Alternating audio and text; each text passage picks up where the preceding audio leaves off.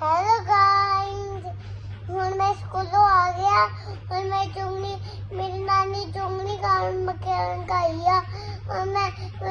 Sorry मैं video बनाने भूल गया सी और लेट हो गया मैं बस भी आ गई थी मेरी आज बनाऊंगा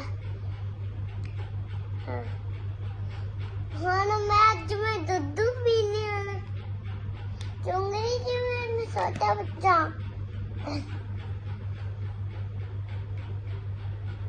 ਅੱਜ ਤੁਸੀਂ ਸਕੂਲ ਕੀ ਲੈ ਕੇ ਗਏ ਸੀਗੇ? आज स्कूल तुसी चोट लेके गई सी चोटी भी लेके गई सी ਤੁਸੀਂ दाल ਕੀ भी ਲੈ ਗਏ ਸੀ लेके ਗੁਰੂ गई ਮਹਾਰਾਜ? मैं दाल और रोटी लेके गया सी हाँ चने दी दाल चले तुम ही चने दाल लेके गई थी हाँ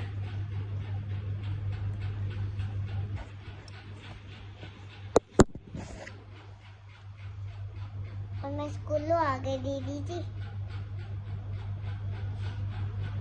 मम्मी संपर मामा नहीं गया मैं तो आई जा मेरी टुंगली मैं पील गया बाय बाय टुंगली पी के गाल करता गुड बाय।